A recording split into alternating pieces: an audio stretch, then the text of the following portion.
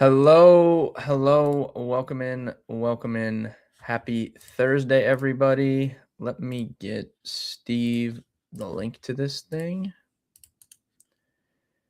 He'll be joining us momentarily. I have the golf leaderboard pulled up right now. So we could talk a little bit about that. We'll see what Steve wants to dive into when he gets on here. I want to give a public service announcement to everybody out there.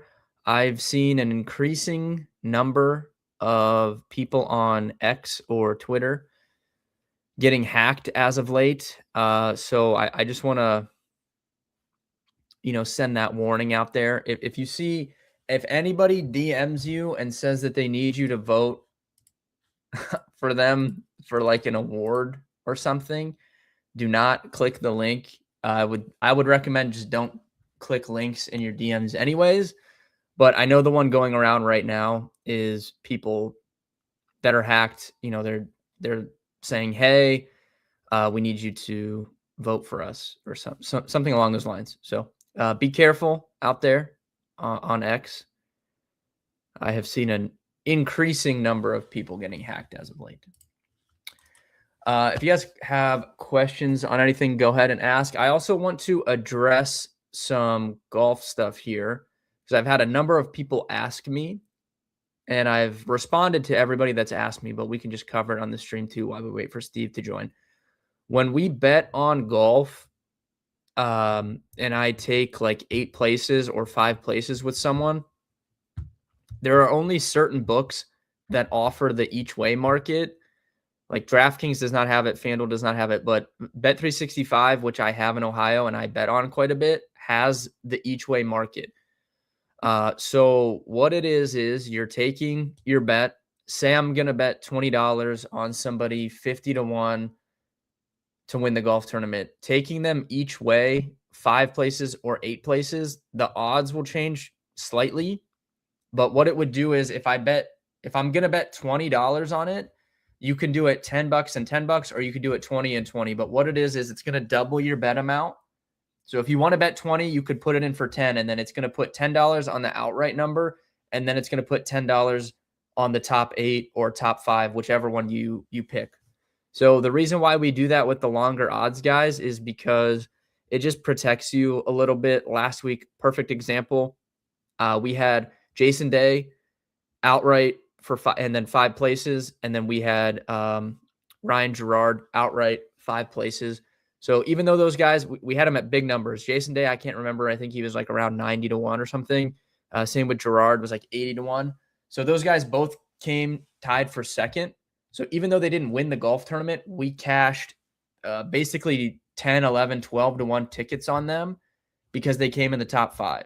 So that way you still can get a little bit of money if your guy's in the mix on Sunday, even if he doesn't win the tournament. So most people do that with larger, the higher odds guys. So if you see 8 places or something, that's what that means. If you don't have access to a book that has the each way market, I would just manually do it if you're going to tail on those higher odds guys and take half of your bet amount on outright and half on like a top 5, including ties or something along those lines.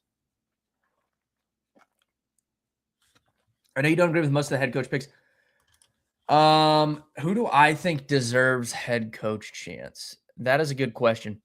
I mean, I personally would hire Nate Scheelhaase. I thought he was a great. I would give him and Grant Udinski both a chance.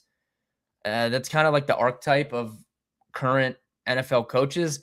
Both of them have learned from some of the best coaches in the NFL directly. They're young. They only care about football. I know Grant Udinski, he doesn't have like a family or anything as it currently stands.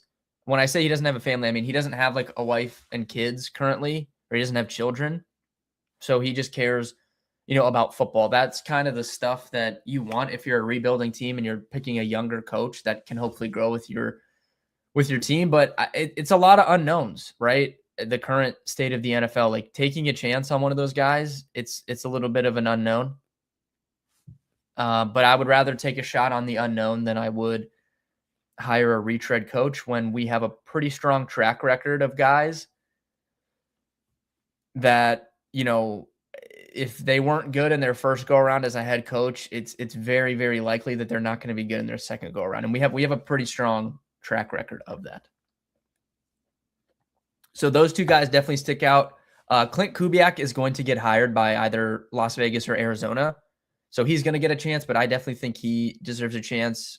He's really, really been impressive. Last year when the Saints were healthy, they were one of the best offenses in football. They just got super banged up as the season progressed. And obviously you can see, what he's done with Seattle this year. So I do think he is deserving as well. And then I would say, he wasn't super good in his first go around, but if you want to go with the retread hire or someone that already has head coach experience, I still think Brian Flores deserves another chance. So I would put him, like, if you're strictly looking at a guy that has head coach experience prior, I would say he is still deserving. But I would be more inclined to go with one of those younger guys personally. I'm gonna put Steve in here now. Steve, how we doing? We're doing okay. How you doing, Ben? Dude, I have a crazy story for you. I love crazy stories. I was out earlier this morning, so I was driving home before the stream, and I'm getting off a exit on the highway, and I just see this car way down off the highway in the snow, completely flipped over. It's like smoking. I see a guy on the phone. He's like running down the hill. And I was like, oh my God, like, is there people? Like, did this just happen? So I pulled over on the highway. I run down through the snow. It's like the snow is like up to my thighs. And I'm like trying to run down there. And I'm like asking the guy, I'm like, what's going on? He's on the phone with 911. The cops came extremely fast. So I have to shout out the cops. I mean, within 2 minutes, they were there very fast. But the lady was in there and she's like, I have 2 kids. I can hear a kid crying. And I was like, dude, if there's like a injured kid in here, like I'm going to puke. Like I can't do that. Like I will just projectile vomit all over here. But luckily nobody was okay. But me and nobody was hurt. Nobody was hurt. I can't believe it. I think the car flipped like 4 or 5 times from what the guy said. Crazy. It was completely crushed. But him and I and the other guy, like we pulled one of the children out of the car seat. They were hanging upside down. And then we were working on pulling the other child out when the cops got there, but they were okay. It was like the craziest thing. Like my heart, this was like 2 hours ago. My heart just now like settled down. Like it was crazy. Oh, I can imagine. Yeah. Yeah, absolutely. Yeah. Well, we were going to give you a nickname, Benny Anytime. Benny Anytime Touchdown, but now it's Benny the Hero. Yeah, that was crazy, dude. God, thankfully they were okay, but that's how my day has been going. Yeah, I don't really have any like direct stories, when you come upon someone who's deceased. But I remember as a child, I was in LA and I saw 2 people get hit by cars in like a span of 1 week. And that is crazy, man. People like laying lifeless on the ground. It's very strange. Yeah. Very strange to see like a stranger and then something like that happens. So, also in that same light, not exactly at the end of my street, it was all sectioned off by police yesterday because there was a truck versus guy in wheelchair incident. Oh no. So from what I can tell, or from what Lauren researched on the internet, the guy was okay. But they had the whole thing and the crime scene unit out there. And like, it was an ordeal. I don't normally get like queasy, like with blood or anything, but if it was like a small child, like I could not do that. Like I was like, I like already started to feel sick when I heard the kid like crying. I was like, oh my God. Like, but thankfully they were okay. Yeah, it's good. I also like how your first reaction is, I'm going to puke. Yeah, I was, I'm like, dude, what is going on? I'm like trying to talk to the guy and like I can hear like the responder, like on the phone. She's like yelling about stuff. And she was like, is Benny the hero there? Is Benny the hero there? I'm like, what is going on? But yeah, that was crazy. Yeah. All right, back on like topic though. Yeah, Brian Flores, he did like have some drama with the league, so I'm sure that will affect things. But that was a few years ago. Like he's gotten some interviews since then, so maybe it's kind of like past, because we saw John Gruden got offered. Obviously, he had a big history with the NFL there for a minute. He got offered, an interview for the Jets, which he turned down. But the fact that he got an interview, I think, is a step forward. Same with Brian Flores. So I don't know. We'll see John what happens Gruden, there. man. But yeah, Steve. So before we kind of dive in, do you have any thoughts on any of the head coaching hires? I mean, I've been on rants all week about these, but Well, I don't follow it as closely. Like I only hit the headlines and then I just don't have time to dive into all the drama. But I do yeah. want to talk about the Browns because I don't understand. Like Schwartz is Oh my all got lord. his knickers in a Yeah. knot, and then he's not gonna leave because he's got a contract, but he's gonna Yes. be he's like not gonna be nice. Like I don't Yeah. like you're a grown man. 60-year-old man. Yeah. So look, and I went on a huge rant about this yesterday. My feelings about that have nothing to do with Todd Monken as a coach or person. I think Todd Monken is fine. Like I think he's a pretty fine offensive coordinator. His offenses have been good. Obviously, Lamar Jackson won MVP with him calling the offense. I think his philosophies on offense as a whole are pretty aligned with how the NFL operates. And I mean, to be honest with you, he was like a top head coach candidate like 5 years ago, right? Like, Yeah. so I don't have a problem with him as a whole, but the whole process of what the Browns did makes no sense because they clearly are like kind of in a rebuild spot. So bringing in a 6-year-old first-time head coach makes no sense to me over one of the younger guys. And then the whole idea of not going with one of the younger guys was because the younger guys didn't want Jim Schwartz forced upon them. They wanted to be able to pick their own staff, rightfully so. If you're going to be a first-time head coach, you should be able to pick who you want as your coordinator. So then they go with Monken instead, and Jim Schwartz still gets mad. So I don't understand the entire process of it. Why keep your GM if you're not going to let him pick who he wants? Like, should have just fired the GM. Nothing they've done makes any sense to me. So that's my issue with them, not so much just the hire. Like, I think the hire's okay, but it doesn't make any sense. Yeah, fair enough. So then what do you think is going to happen with old man Nick or not? Yeah, I mean, like you said, he is under contract for next season, so I don't really know what he can do unless he just demands to get out of his contract, which, I mean, there is potential for that. I know I saw the report that the 49ers would be interested in him as like a Robert Saleh replacement if he gets out of that contract. So I guess like if he's really mad and really done with the whole situation, that could happen. But I don't know. Like, I think like the Browns wanted to keep Jim Schwartz because the defensive players like him. But if you're in a spot where you need to rebuild, retaining a 60-year-old defensive coordinator should not impact who you're hiring as your head coach. It doesn't make any sense to me. Yeah, I agree with that. Well, I also agree with like, I know there's a lot of egos in football, but like, yeah, you're a DC. You wanted the head coaching like, job. You didn't get it. Like, but you haven't been getting head coaching jobs your whole life. So why are you? And I mean, he's done well as their defensive coordinator, but are you going to really sit there and act like him coaching Miles? Like the Browns have objectively good defense. Like they have really good defensive players. Great like, defense.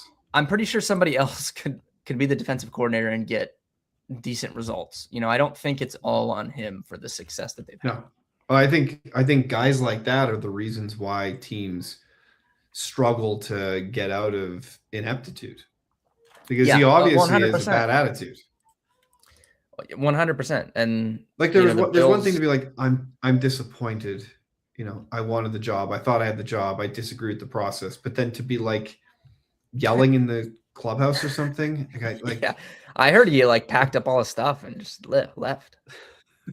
Well, what they do in hockey is that you just go home and they keep paying you. And sometimes, you get out of it and they like put you on special projects.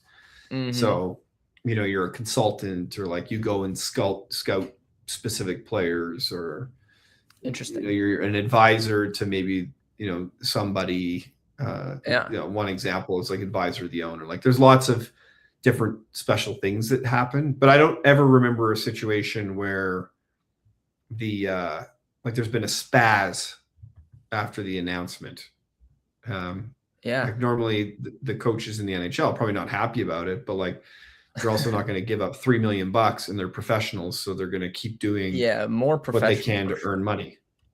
The NFL, you just take your ball and go home, I guess, is the outcome, apparently, even So if you're funny. a 6-year-old Again, man. But I come to it like, well, of course your organization sucks if you got guys in there like who are in leadership roles and they're having freakouts. yeah, 100%.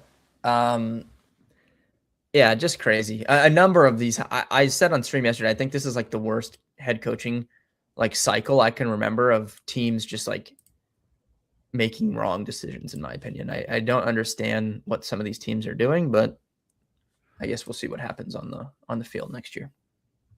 So is anyone like, I know we talked about the Bills and I like the Bills. Yeah. Has anyone come out and explained that hiring? No, it's another one that makes no sense to me because you're running the exact same system now next year, but you have a complete wild card in terms of like in-game management and stuff. Like you just don't know. Like the Bills said that they fired Sean McDermott because they hit a playoff wall, but what they did was fire Sean McDermott and then give everybody else a promotion. It doesn't make any sense. Yeah. The GM got a promotion, the OC got a promotion. Like I don't understand how that works, but yeah. CMJ Sports asked any MLB futures you like. Have you looked at any MLB futures, Steve?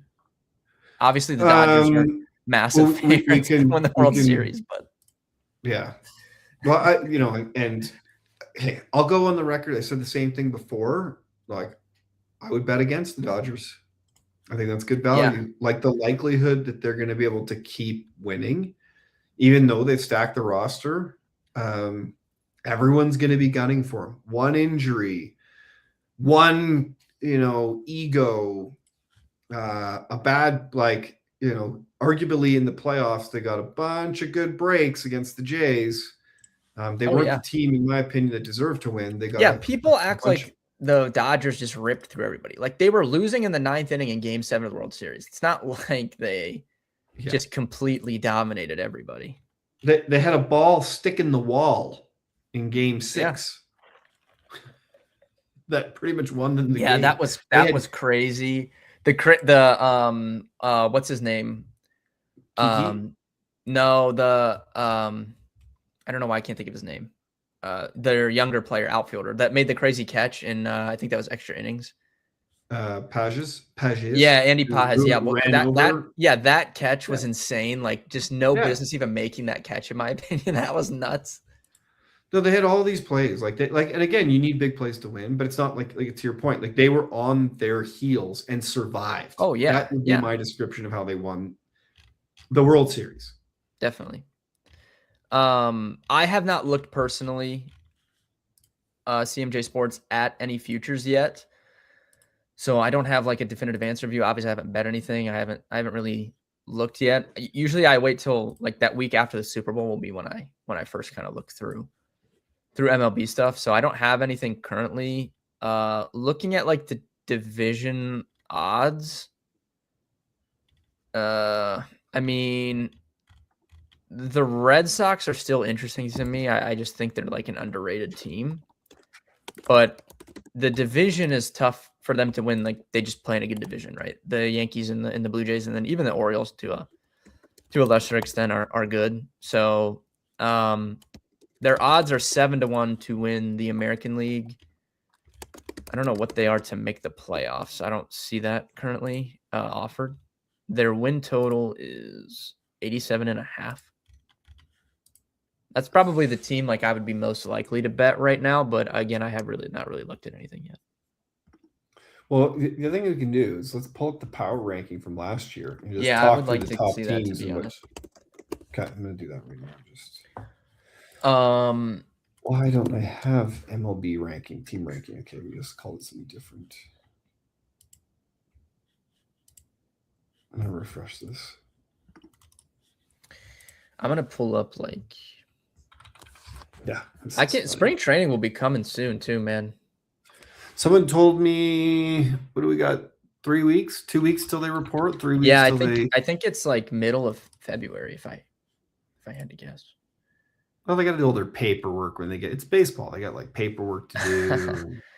Yeah, we should go over, honestly, maybe like not next week because it's Super Bowl week, but maybe the week after. We should just kind of run through when you come on, like the Yeah, that would make sense.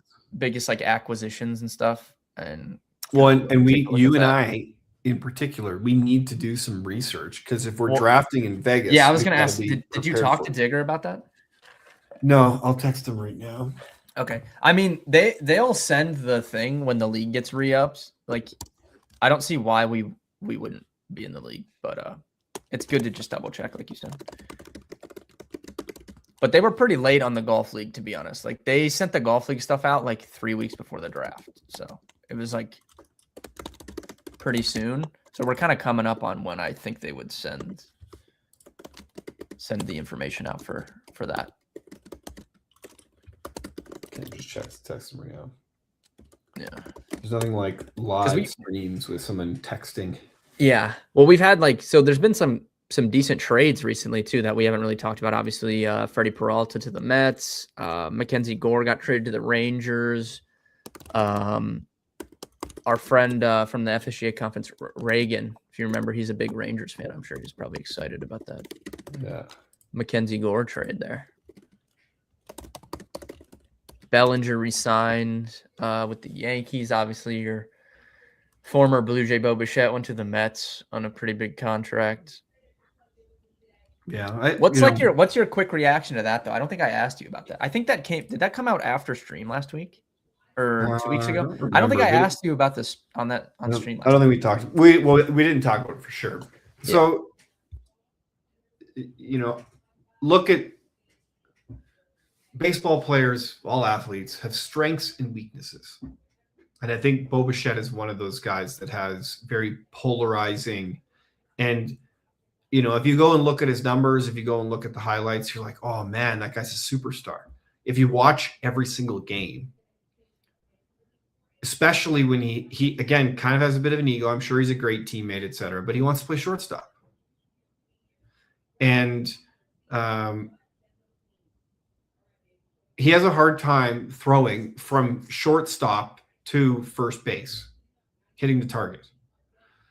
So with him going to the Mets and costing he's not 60 million. What is he? 42 million? I can't remember the exact number, but it's crazy. Or maybe he is 60 million. I can't remember. Going to the Mets and making well above like market rates and going to play third base, even with his ability to make contact and hit. He's been injured quite a bit. He's had down seasons and he's a defensive liability. I just don't like when the Jays were kind of preparing for this year, in my one group chat with my buddies, everyone was asking, well, what should they do? I'm like, you need to trade Bo Bichette immediately because he has the highest perceived value. He's the guy that you could flip into something that'll help you win. And that's not taking anything away from home run in Game 7, his ability to make contact. Like, he is an incredible, threat at the plate. Yeah. But for an infielder, you just can't have a guy that gives up runs and can't throw the ball and get outs. Mm-hmm. Doesn't matter how good you are. Yeah, I mean, that it feels like a lot of money for me. I understand the Mets doing it because they kind of missed out on Tucker, who was like the big prize. So, like, the Mets are always going to spend money, even though they haven't been good, recently. Even though they spend all this money, but that's one thing you can count on them to do. And we'll see. Like maybe this will all change. Maybe this is all part of them luring him to play there. Yeah. But if he plays second base, then I'm kind of like, okay, all right. Like he can hit the first base bag from second base. Mm-hmm. But he can't hit it on the run from short, and I just don't see him being able to make that throw from third. Yeah. Guru said, Steve, have you been following NBA or do you get into it after football like me? I mean, I've been keeping up with it. Obviously, I played DFS for it, still. So I know like what's going on. I just haven't really covered it on the streams. I do want to make kind of update my own version of like NBA team rankings that we can show off on the stream. I was going to do that last night, but was not able I've to. got one too. I But I created know one. you. Yeah, I was going to say I know you have one, so we could take a We look can at look yours at it, yeah. because I saw that post. And I love the NBA, but I don't really start paying attention till playoffs. Yeah. Well, I think there's interesting value in the Eastern Conference from a betting perspective because I think the West it's pretty locked in. It's going to be most likely the Thunder, like overwhelming favorite, the Thunder. And if for some reason, like if the Thunder gets super injured or something and it's another team, I think it's the Denver Nuggets, assuming they're healthy. I think it's just those two teams in the West. I don't really think like the Rockets are in there, but I don't really think they're a real threat, I would say. I think it's just OKC and Denver, in my opinion, for the playoffs. The East is a little bit more open, which we've talked about that coming into the season, especially. I mean, the Celtics have no Tatum, but they're still up there playing well. Jaylen Brown's been playing exceptionally. The Knicks are in there. The Pistons obviously are in first place. The Raptors are the 4 seed right now. The Cavs, who were the favorite in the East coming into the season, have underwhelmed, but they're still like they're 29-20. So it's like, I don't know. Like, I feel like you could still see there's a large number of teams in the East I could see getting out of the East. The West, I still think it's like concentrated on 2 teams. But I think from the Eastern Conference perspective, it's still interesting to talk through. Yeah. Part of the reason why I really only enjoy the playoffs is because there's, so much disparity in the league. It does make it a bit more interesting this year now that it's a bit tighter in the East. I do love all the like in-season tournaments and all that. I thought that was, I know we've talked about this past, but I thought that was just genius to take. Like hockey kind of does it with the Olympics and some of the tournaments that they have, but the NBA was just a bore fest in the dog days of winter in the old years, especially with all the load management. Like you turn it on a Tuesday night and none of the star players are playing. No one wants to watch that. Yeah. CMJ said he took Spurs and Knicks today. Spurs are the 3rd team. I do think the Spurs are the 3rd team in the West for sure. I just don't.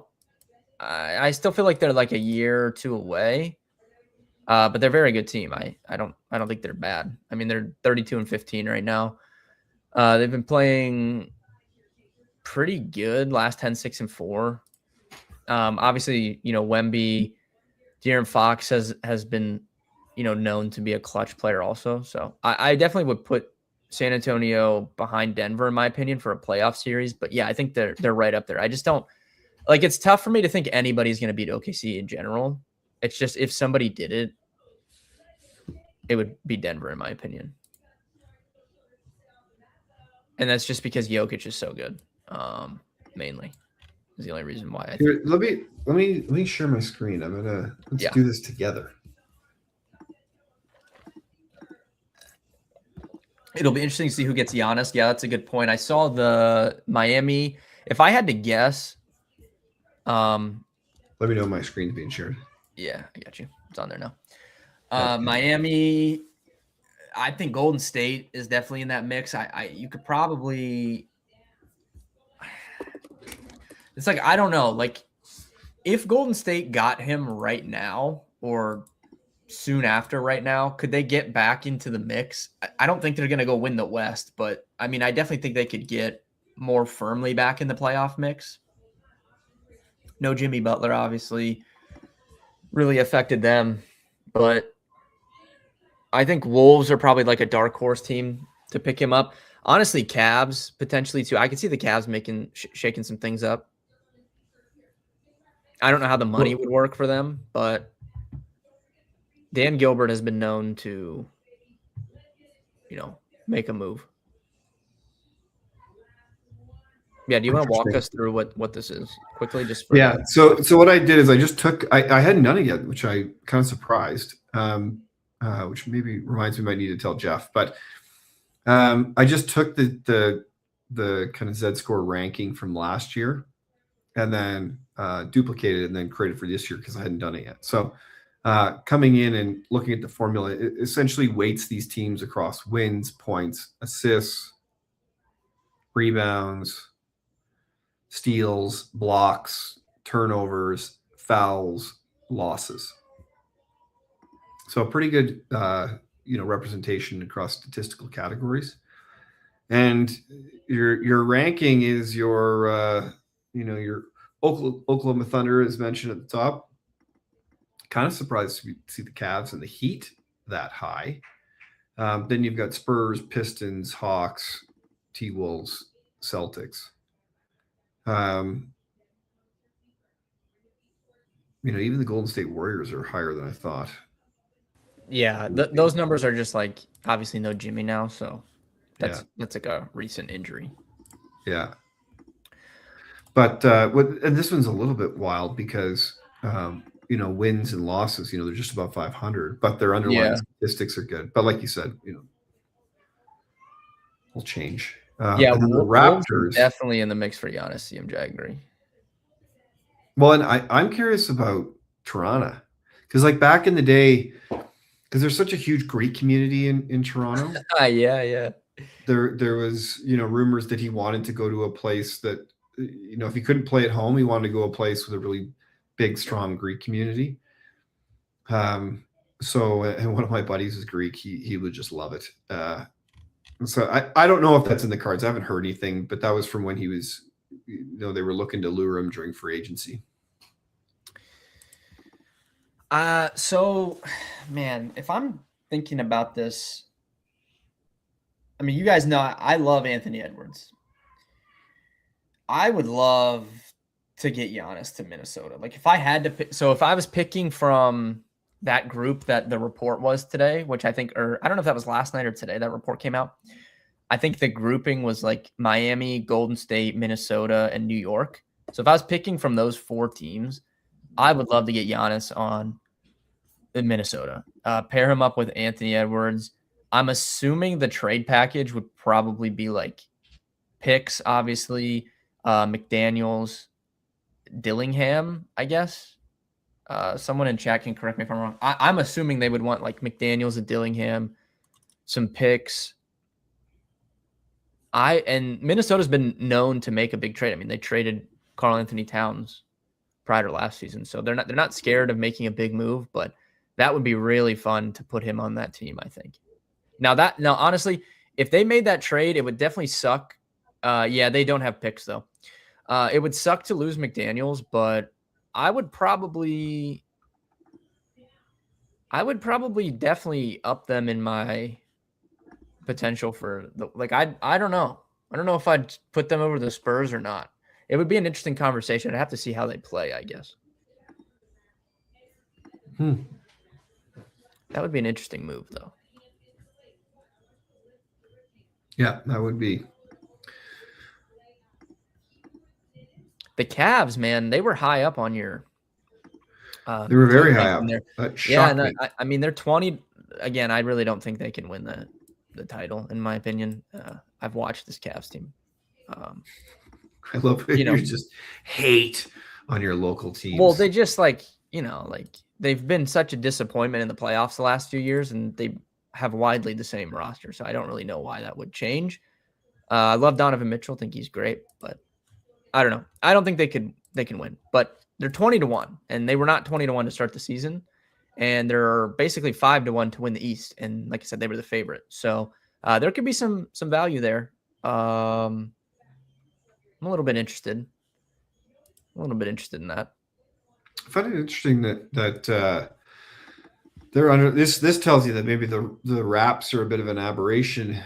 Well, Scotty Barnes has just played so good. Oh, he's been great. He's been absolutely fantastic. True superstar. Look at that. Top player in the league right now. Literally on your player ranker for this season, Scotty Barnes, #1 overall. That is crazy. Yeah. 48 games too. Look at that. That's higher than everybody else on this list. Yeah.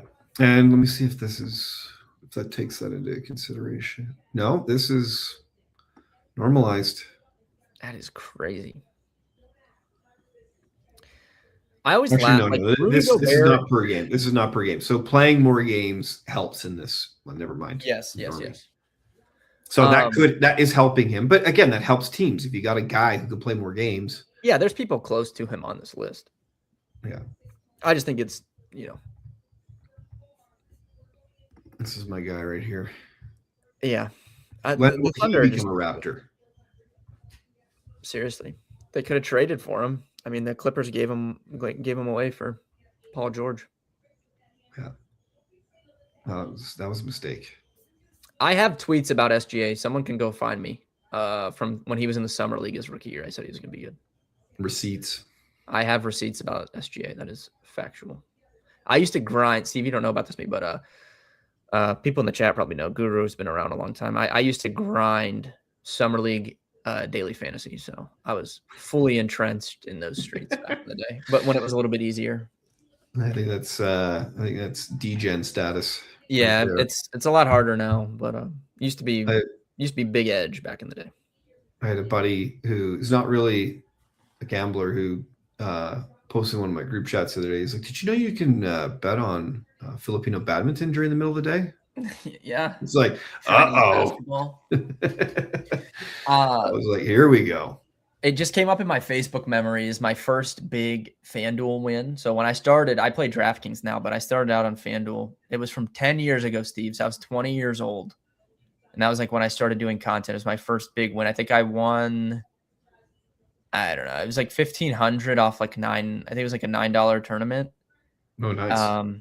But yeah, I was gonna tweet it out. I'll have to do that later. But it's just so funny that I've been doing this for so long. And it's so funny that like I've seen the true like evolution of daily fantasy sports. Like I've seen it all, man. From being a relatively unknown thing to being extremely popular, and now it's just completely oversaturated and like really tough to play. But it's just funny. Like 10 years is crazy. It's an eternity. Yeah. In this industry. I wasn't doing streams back then, but I don't know. Does anyone in the chat, were you reading NBA articles from me 10 years ago? I know I was doing baseball articles. Steve, I actually started off, you probably don't know this. I started off in this space doing daily fantasy hockey articles, and I didn't even know the rules of hockey. But I was like, anything I can do to create content, I wanted to do it. So I was doing it for free. I was doing hockey articles. That's why it was free. No, I'm kidding. Yeah, probably. Yeah. Well, I did not know that, and that is definitely wild. Yeah. Okay. Well, should we? Any other players want to talk about? Sorry, I'm dying over here. Players want to talk about on basketball, or should we switch to baseball? We can switch, and then CMJ asked about, do you think Dallas can beat the Avs in a 7-game series? I mean, you have a much better answer than me on that. So. Well, to be honest, like the answer is yes, because it's just a war of attrition. Mm-hmm. And we were high on Dallas last year. Yeah, I think they're a great team and good value on them again right now. I'm looking at this. Yeah, I think, and like the futures are so high on the Avs that like I would bet against them to win. Like it's, the number of times that you've had the runaway season President's Trophy winner in NHL not win the Stanley Cup is almost every single time. I think it was the last time that the league champs won. Don't quote me on this. I'm working from memory, but it was like the Detroit Red Wings with like Sergei Fedorov. Yeah. What was that like? 08, 09? 90s. Oh, that was like way old. Okay. No, way back. Like who did Detroit have? Wasn't Detroit good in that like 2008 timeframe? They were good. I think because they traded, if I remember correctly, they traded Pittsburgh at that time. Yeah, I remember the Penguins beating them because that was Crosby's first one. I think he beat Detroit. There was like if I remember correctly, there's like a Marc-Andre Fleury save where he like dove across and yeah. Stopped that was when I was like 13, 7. So I was getting into sports, but I would watch everything. So. But I remember Sidney Crosby winning his first. Yeah, CMJ said he took Dallas 15-1 to win the Cup today. I think that's a great bet. Yeah, I see them. They're like 10-1 just to win the West. That's not even to win the Stanley Cup. It's just to get to the Stanley Cup. Okay. I see 19-1 on FanDuel for the Dallas. Unless you meant, I don't know. I'm assuming you meant 15-1 to win it. But. Yeah. Oh wait. Remember we were talking about. Yes. Remember we were talking about a coach who sets it up and then finishes it off. Yeah. That's that 1 year. But I don't think the Bills are doing that with Joe No. Brady. No. And then the one I was talking about, because I think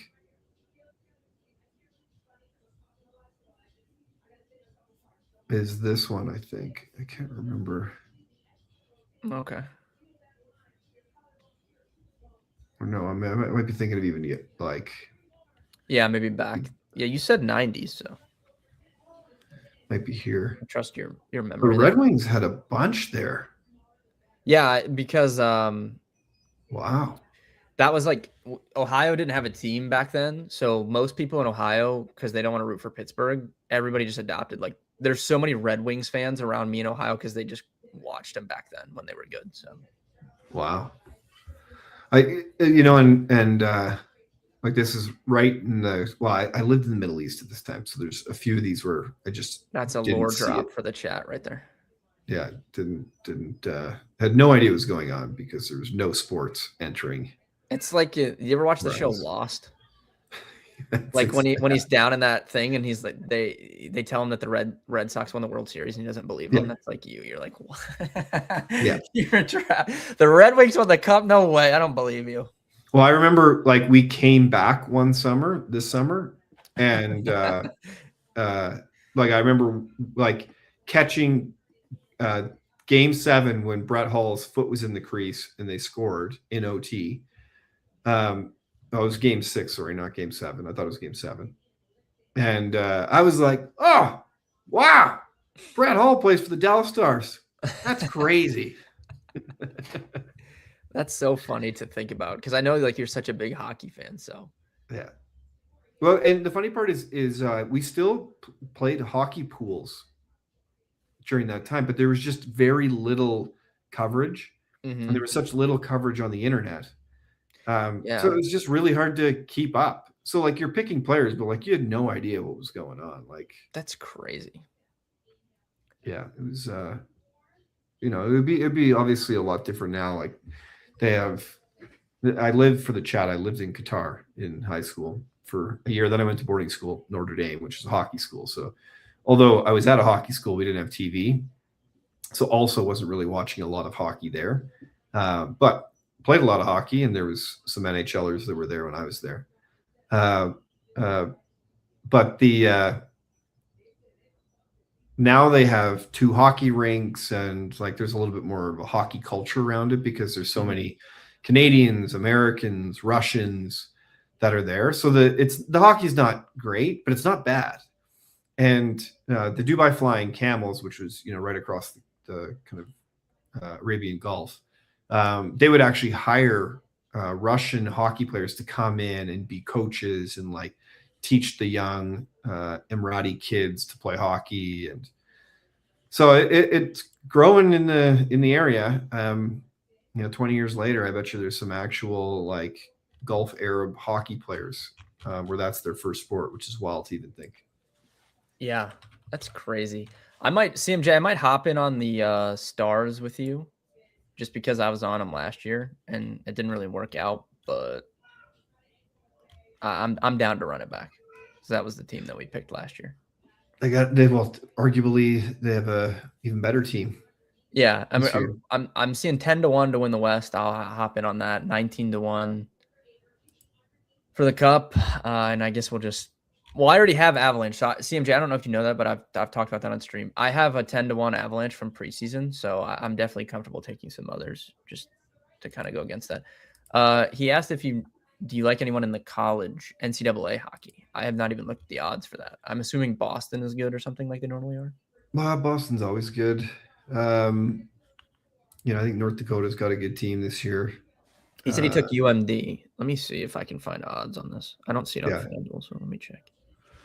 Yeah, North Dakota I think is a good pick. They got Cole Reshny and Keaton Verhoff. Wouldn't it be hockey? Penn, in Happy Valley, that I think they've got like the Beaver game or whatever coming up where they're going to play an outdoor game in Penn Stadium, or what it's called, the football stadium. Yes. Like they've got McKenna. Minnesota Duluth is who he took. I see them at 25 to Oh, 1. okay. Okay. Yeah. The Yeah. favorites: Michigan State 4-1, Michigan plus 450, Penn State 7-1, North Dakota 11-1, Western Michigan 12-1, Denver, Michigan's been a Wisconsin, bit of a wagon. Boston. Yeah, what's with Western Michigan, huh? They got a hockey team over there, I guess. It's They so do. funny to They've me had some because I high don't watch sports. this whatsoever, but just knowing, like, equating this to football, it's like hilarious. Like, why does Western Michigan have a good hockey team? Let's see who's on their team, and then because I don't really know who's on their team. Why? I can't fathom Western Michigan being good at anything. Like, just honestly. I don't really recognize many of these names. Let me see. I'll pull up their schedule. I Let's don't see. know who this guy is. Who have they beat that's good? UMass. Well, they beat Michigan. Oh, wow. Oh, okay. I think They I beat- saw something about that. Lost to Denver twice. Minnesota Duluth lost to. Beat. Well, they they've split. been on a tear. Look at lately. this. Yeah, dude, Like, Christmas came and went, and they just started ripping. Wisconsin, Notre Dame, Denver, Minnesota Duluth again. Like, that's Okay, he said, I watch college hockey a lot. Being from Minnesota, it's like your college football. That's interesting. Okay. So can you tell, is Western Michigan like legit? Because like I said, I just can't fathom them being good at anything, but apparently they are. and they've had NHLers come through that program before. Interesting. I'm trying to think. There's a guy that I played with. Did he Like play the there? list of these teams and odds, it's like hysterical. Like Michigan State and Michigan, they won it last year. What? Western Michigan's a Michigan wagon. won? There's no way. What?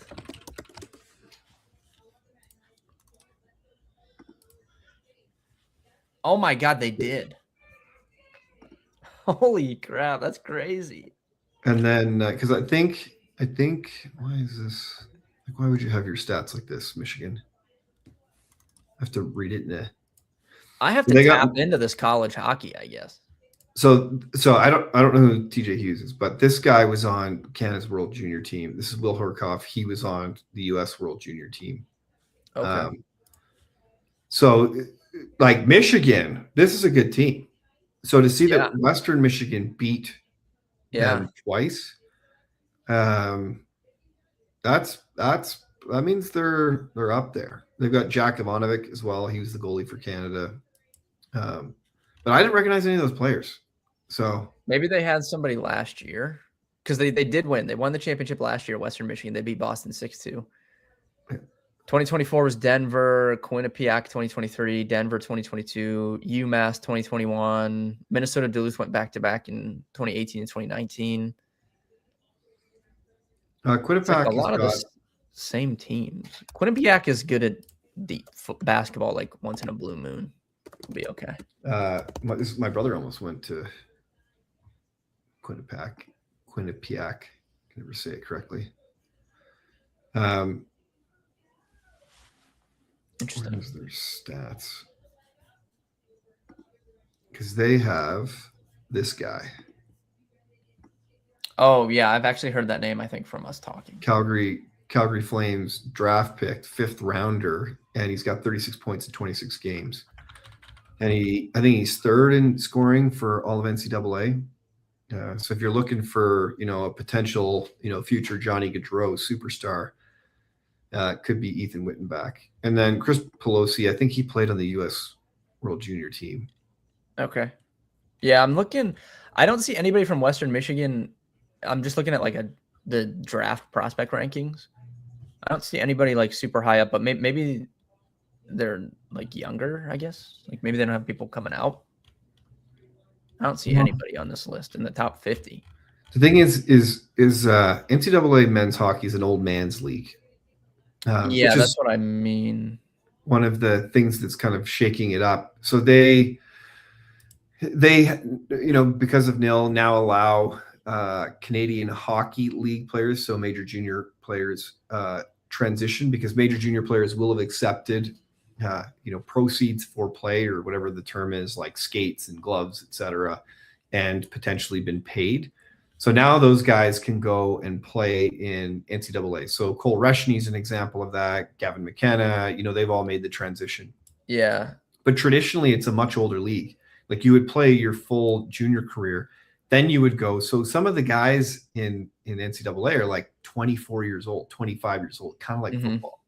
Okay. They're a little bit older. So if you've got a guy who's 19 years old, he actually might even be 18 because he was drafted last year. Doesn't have his age. Apparently, Miami of Ohio has a good player here. Miami of Ohio, a friend of mine's, my brother's friend, one of my brother's best friends, his brother went there. You got to be excited about that basketball team this year. They're undefeated. Yeah. They're one of two. Yeah. They're one of two undefeated college basketball teams. Yeah. And then I don't know if Ben Roethlisberger gave them some NIL money or something, but they just got a bunch of big time football transfers too. Must have. Ilya Morozov is slated to go 26th overall in this mock draft. Yeah, I'm gonna. Most guys in the top teams are drafted out of high school or freshman year of college. Okay. Do you know anything about Tynan Lawrence, Steve, from Boston University? That's who the Flames are slated to take in this mock draft. Tynan Lawrence. Oh, yes. Strange name, yeah. Yeah, I believe he's a defenseman. I hope that the Flames sneak into the top 3 and they get McKenna, Steinberg, or the American Riley.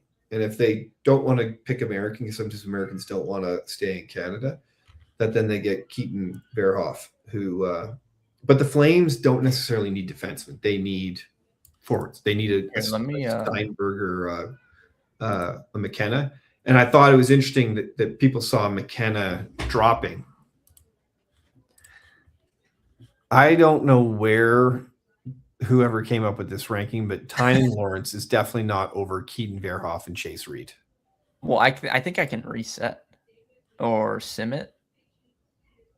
But yeah, it'll just read it. Oh, okay, I see. It's mocking the draft. Okay. Yeah. What about Mr. Stenberg here? He would be a great pick, and there's a lot of scouts that are essentially saying that Ivar will be first overall because he had a much better World Junior tournament than Gavin McKenna.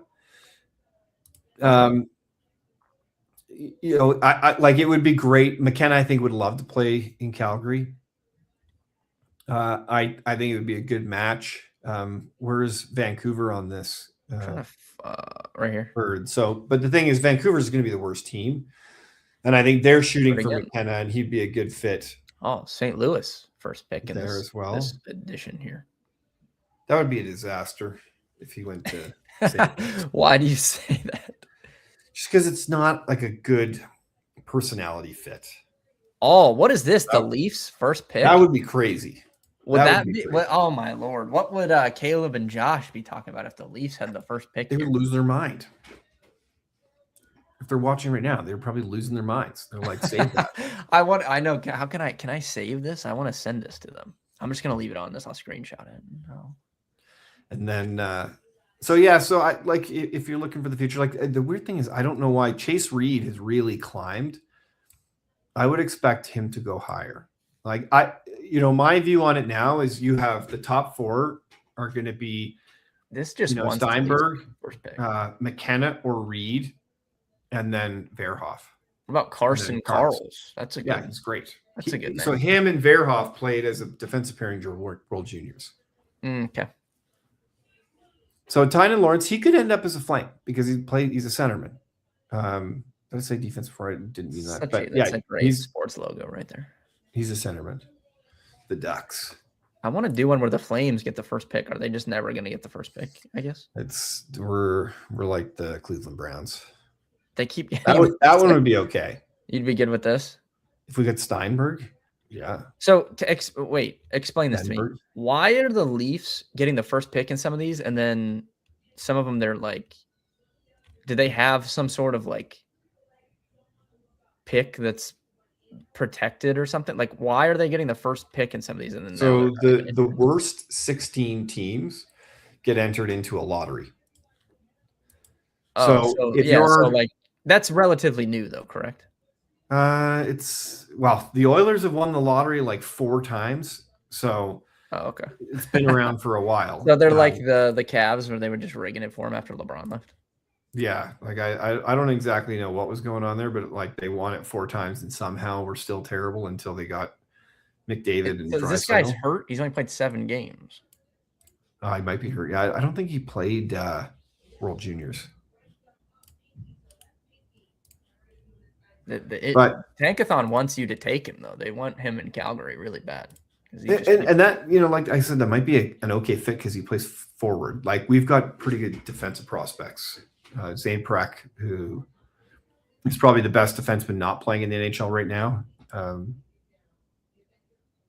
But Stein, like McKenna would be the best story. McKenna going to, even if they went to the Jets, but if McKenna went to Vancouver or Calgary, I can't believe how many times you've hit this and Calgary hasn't won it once. They never get the first pick. It's hilarious. I've hit this like 20 times. I'm just gonna rapid fire clicking it. They never get the first pick. This is crazy. I think that just demonstrates the luck of Calgary's never drafted above 4, if I remember correctly. Interesting. Is it rigged against them? I guess maybe the Tankathon knows that. Yeah, I don't know. Rangers. Do you have any? Yeah, the Leafs again. The Leafs have got it like 5 times. Real quick, do you have any Olympic thoughts? Any takes on the Olympic hockey? Like, I want to put some bets in, but I don't know. Like, is it better to bet game by game? I guess because Canada and the USA are just so good.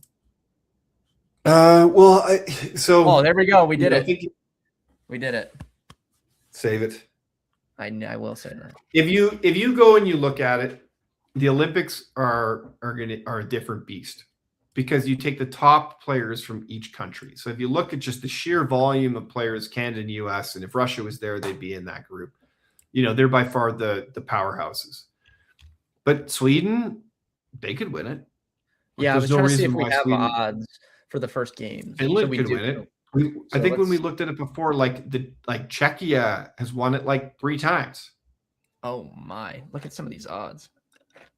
Sweden. So Sweden plays Italy first game. They're minus 2,200 to win by more than 1.5 goals. Yeah. So can I alt that though? Would that be good? Like take them like minus 2.5 or something, 3.5.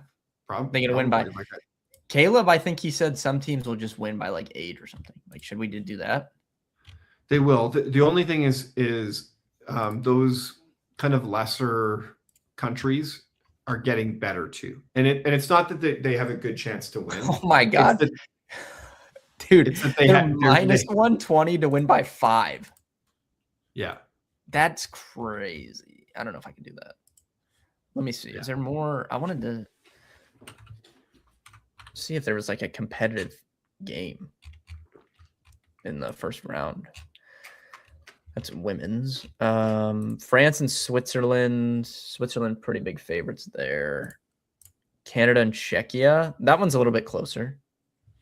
Well, so Canada's minus 335. Like, I think Canada's still going to win, but yeah, they're minus 150 to win by. There's probably some value betting on Czechia there, to be honest. Yeah, Canada's minus 150 to win by 2. Germany, this one's close. They're minus 210 over Denmark. Yeah. USA's pretty big favorites over Latvia. Said that Italy doesn't have anyone playing the NHL. You're right. But ask Caleb. Caleb played pro hockey in Europe. The teams the hockey's just generally getting better. So the gap between the two is a lot smaller. So they're probably not going to win. But is it going to be closer than 5? Probably. Like, I don't think that, a 5-goal spread is a good bet.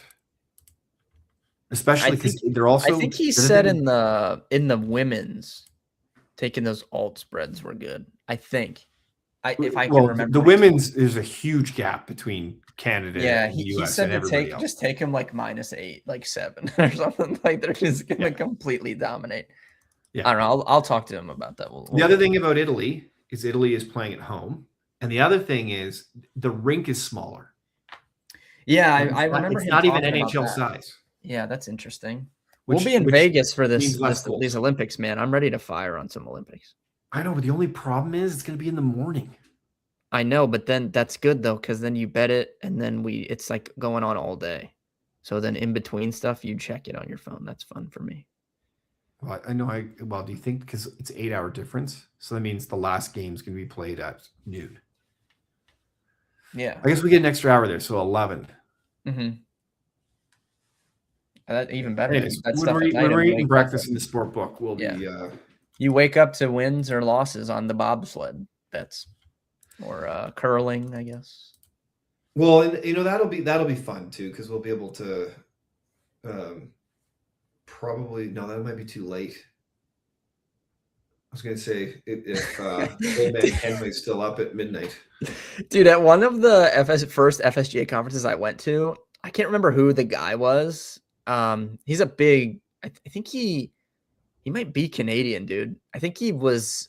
Man, I'll have to ask Travis what company he built, but he wanted to do Top Golf, but for curling. Like this is not gonna. I know who it is. Oh, you know who that guy is? What's Yeah. that guy's name? Nick Sulsky. Nick. Yep, that is him. Yep. So, but do you know what he ended up doing? No, what? So he was part of the founding team of the Monkey Knife Fights. For those. Yes. That's then he was part of PointsBet.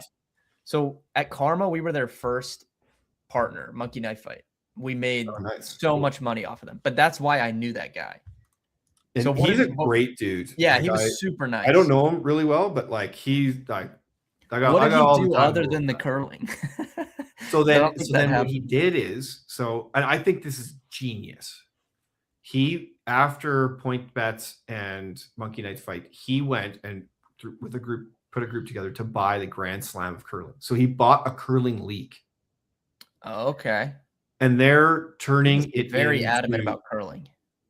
He's turning. Well, so the interesting thing about curling, I got to head out here pretty quick. I'm getting text messages. 1 second. Let me just check to make sure that I'm not supposed to be somewhere. We're going overtime on the stream today. Yeah. Okay, so I'll quickly tell the story, and then I got to get out of here.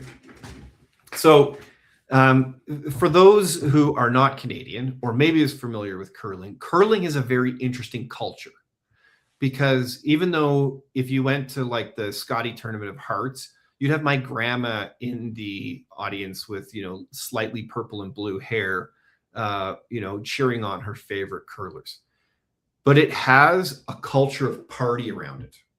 So in Canada, it's not uncommon for people to have a bonspiel, which is someone will throw a party. It'll be at a curling rink. Some people curl. Some people have never curled in their entire life.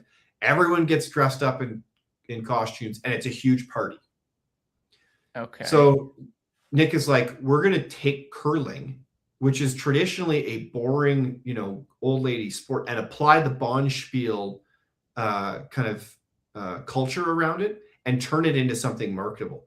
So there's a couple things that are really great. And if you go and watch the Grand Slam of curling, they've started doing it. And if I remember correctly, he posted on LinkedIn this week. I believe they have the cover of Sports Illustrated this week. They earned the cover of Sports Illustrated. That's so funny that I just brought this up randomly. Yeah. But they're trying to turn curling into the waste management of golf, where you show up like all the people are very personable. You got men's and women's. So, you have the good looking girls and cool dudes. And there's a party around it. And they had like an all-star game, and there's like lights, and like they've completely revamped it and turned it into something that will hopefully invite, the next generation. And kind of merge that bonspiel kind of culture into professional curling. Very interesting. So check it out. Yeah. Like the funny part is when he told me that, this is 2 years ago at FSGA. That was the first one that we met at, and he was telling me, I was like, dude, this is genius. Like this is going to absolutely rock. And then he's like, well, do you want to go to the event. We have an event in Calgary in like 2 weeks. Like, let's go together. And at that time, I was going to spend a month in Arizona, and I was like, oh, and like I don't think they've been back since, because I've been watching the schedule, and they move it around all the time, and so it's in different locations, and they kind of have the tournament schedule. So, but check it out, Grand Slam of Curling. Check it out on Instagram, because similar to darts, they post all the highlights on there, and for those that have never taken it in, it's like chess on ice. So it's a very strategic, thoughtful strategy style game. And in the Olympics, it'll be one of the main sports. Oh yeah, it's a big. I'm ready. I'm ready to watch some Olympic curling. I am. Alrighty. On that all right, note, chat. Yeah. Curling. What a good stream today. Thank you for tuning in. Tomorrow, 4:00. See you then. Thank you for tuning in. Bye, buddy. Are you suffering from red, itchy eyes from endless searching for sports data? A pounding headache from building your own scraper? Heartburn from customer support that doesn't respond? Start feeling better today with data feeds. Sports data APIs built for you. Ask your developer if integrating data feeds is right for you. Possible side effects of using data feeds include feelings of euphoria caused by clean, structured data, uncontrollable urge to brag about API response times, spontaneous deletion of homegrown scrapers, reduced heart rate on game day, extreme satisfaction from flawless uptime, temporary disbelief that customer support actually replied, increased productivity and spontaneous refactoring of old code, enhanced cash flow, long-term addiction to accurate, real-time data.